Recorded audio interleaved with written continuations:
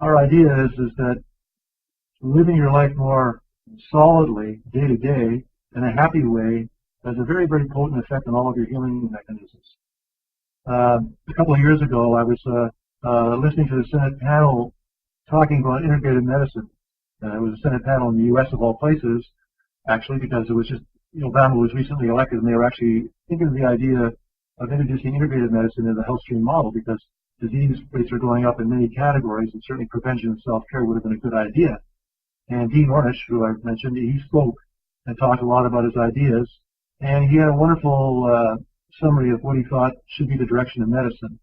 And he said, what we need is a system of medicine that's based more on the joy of living than the fear of dying. And so that's an interesting thing, because in a way, when you have cancer, there's a strong element of fear around it, and fear motivates many of the things that happen in terms of the treatment and the decisions we make. So in Schreiber's mind, and he was a psychiatrist, let go of all fears, because unfortunately it's not a placebo. I mean, of course it's going to be there, but you don't let it run you. Instead, you make a program for yourself. You become proactive. You get empowered. And he says, let go of all fears and reconnect with the life force. In other words, the joy of living.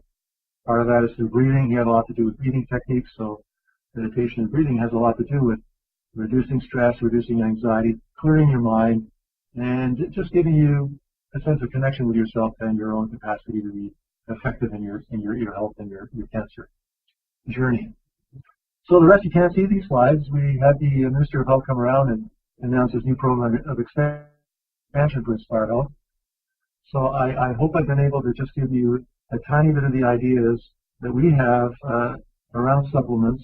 To be, in summary, for prostate cancer, we recommend adequate vitamin D, and we recommend 2,000 units for cancer patients. 1,000 would be Health Canada's recommendation for everybody in the population, but since current research indicates that level should be higher for cancer patients, so 2,000 units minimum, and then we check the blood serum levels to make sure that your blood levels are at least above 120. Most Canadians are around 60, that's the average level. And at that higher level, we're more like we were in the past when we were outside more, exposed to the sun and not living our lives under cover as we do now, or putting on sunscreen. Our next talk next week is going to be on exercise and stress management with facing prostate cancer. As I indicated, that was an important part of Ornish's program. And our exercise kinesiologist, Dr. Joanne Morgan, and Dr. Janice Wright, both of Vancouver Inspire Health, will be there.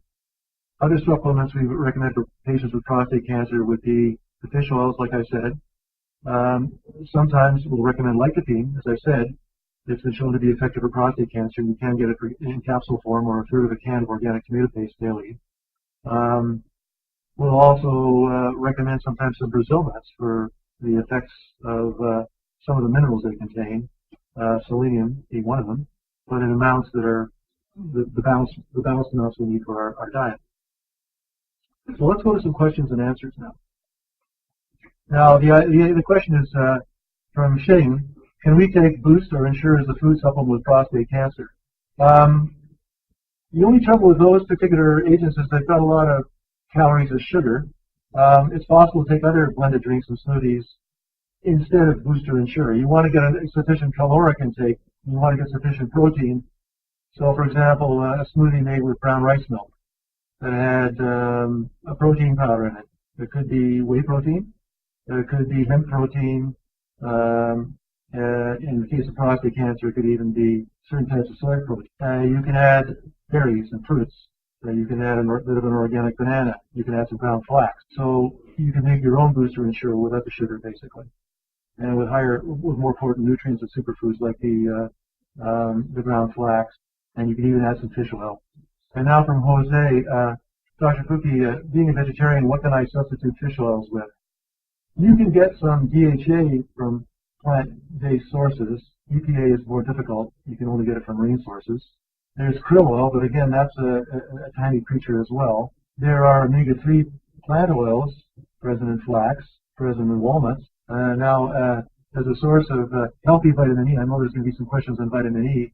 Walnuts have been associated, as they're part of the Mediterranean diet, with an impact on prostate cancer progression and incidence. And they're also good for the cardiovascular system in the brain.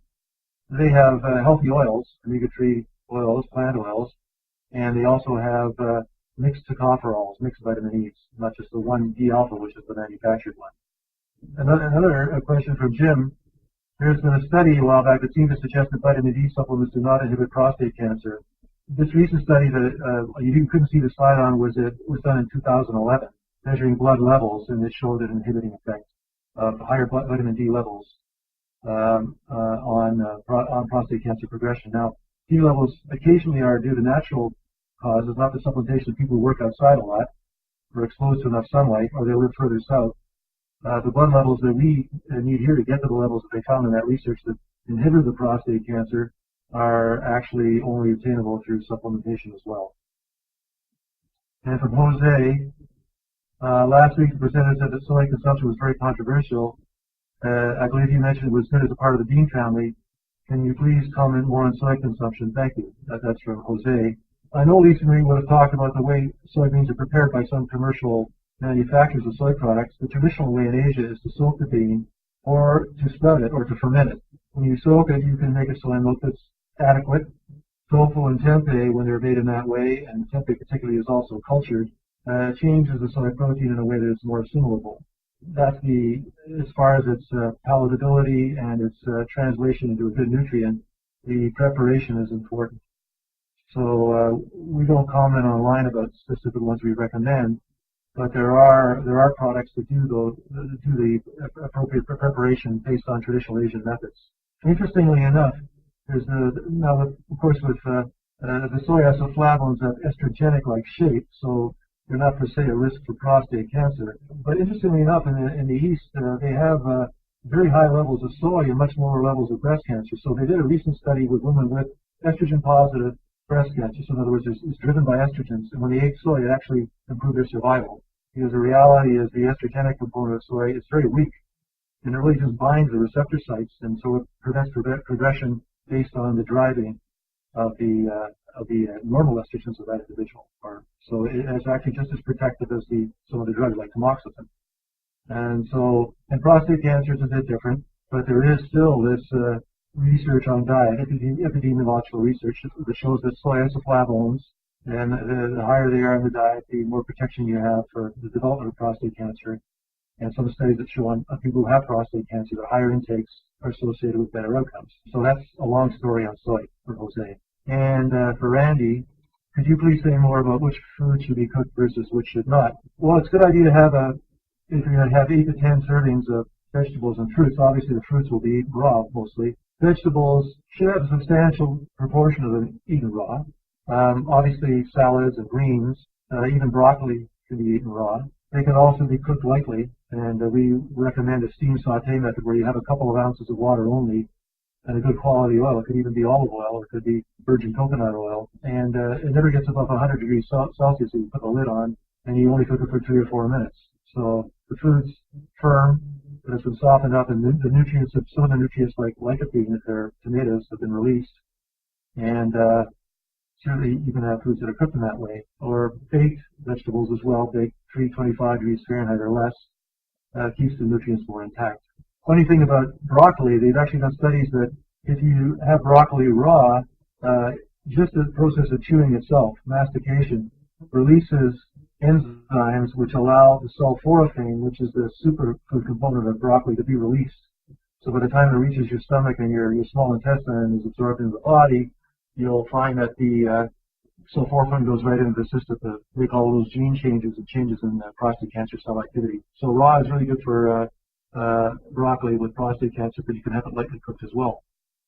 And John asks, can you speak a bit more about the benefits of pomegranate juice for prostate cancer? Again, it's the action of ellagic acid, which is present in the red juice of pomegranates, and so you can have pomegranates raw. You can buy them, and you can open them up and suck the seeds and spit up the pits. I saw somebody, they originated in Persia. Somebody who was from that area, basically what they do is roll them around like a lemon, keeping the rind intact, and then make a slit in it, and they squeeze it, and it's like a little vessel for the juice, and you drink the pomegranate juice right out of the pomegranate after softening it up first with this rolling process. And the little seeds like a berry mill, they break down the unit fiber and you'll get a lot of juice out of it just that way. It's quite amazingly tasting, as you might imagine. You can buy some, I know the brand Palm is just pure pomegranate juice. And I often recommend diluting it 50-50 with water. And so what these polyphenols do is, they have an interesting effect, like the resveratrol and red grapes, the pigment of grapes is very similar. They go to the mitochondria of cells that are cancerous, and they start to break it down. They actually weaken the prostate cancer cell. So your immune system has a better chance of restraining it if it's also enhanced by the things we talk about, all the self-care things we talk about. But it also allows the therapies to work better. There was actually a study, radiation therapy, which is done often in prostate cancer. They were testing radiation therapy and the effect of resveratrol on radiation. This is done at the University of Pennsylvania. They use a very hard cancer to kill with radiation as a standard testing medium, pancreatic cancer. And they combine radiation with the known dosages. They've been well calibrated by now, along with chemo drugs, and to see if they can get a synergistic effect. Because often they want you to take chemo first before you do hormone blockers before they do the radiation. So they do that. They use radiation in synergy with other things. So in this case, they used just an extract of grape. See, this is the resveratrol. And they noticed they had a huge effect synergistically with adding resveratrol. First, they increased the killing effect of the radiation by 66%. And then around the field of the pancreatic cancer was normal cells. That's the way they always set up these radiation models. And the normal cells were protected by a significant amount from damage. It also protected the normal cells while it enhanced the killing of the cancer cells. And they found the reason why it did it was that even before they gave the radiation dose to the cell culture, it was in the mitochondria of the pancreatic cancer cells that was weakening the cells, it was breaking down the mitochondria. So these are the natural defense systems that have kept us going for a long time that we find in the hunter-gatherer diet. The polyphenols are the first defense of our body even before our immune system has to go into action for weakening the cancer cells. They protect the plant. They're these surface antifungals that protect them from rot. In us, we've adapted them over time as agents to protect our cell membranes and destroy cells that become a bit aberrant. So it's sort of what the story in polyphenols is. And then Lynn asks, you mentioned garlic as a superfood. How much of the superfood should we consume per day? Well, it's something if we have a salad, we can have it in our salad dressing raw. We can just add it to whatever our olive oil. We can make it with vinegar of various types, wine vinegar, balsamic vinegar. We can add some garlic to that. A simple French vinaigrette is wine vinegar, olive oil, and garlic. Has a very nice taste. Sometimes add a bit of Dijon mustard, which would be quite fine. There are also capsules. There is one potentized capsule which has been around for a long time. It's Japanese origin, called Kyolic. It's available everywhere because it's good for blood pressure and lowering lipids. It's good for cardiovascular disease in short.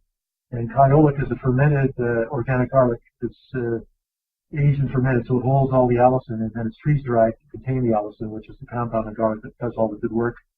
And it doesn't have any odor or taste, and you can take a couple of those a day routinely. It's good for your overall health, cardiovascular, liver, prostate cancer prevention. And same Len, 2,000 units is what we recommend for everybody. As I said, Health Canada says anybody over the age of 8 could take up to 4,000 units, certainly with cancer, and that means the safety factor is much above that to make a general statement. The risks are really only about 10,000 units. Not that we're recommending to take that much, but even Health Canada, as I said recently, up to 4,000, so 2 is no problem. Then, since you have cancer, get a check once, see what your levels are, see what 2 is doing for you. If it should be over 120, and if say you're only at 90 at that point, then take another one. Take 3. If you're only at 70, take 2. That'd be a rough rule of thumb. And either way, you wouldn't go too high. The upper limits of normal vary from lab to lab, but they range from 175 to 220. Certainly, the 120 is an ideal level, and so take 2.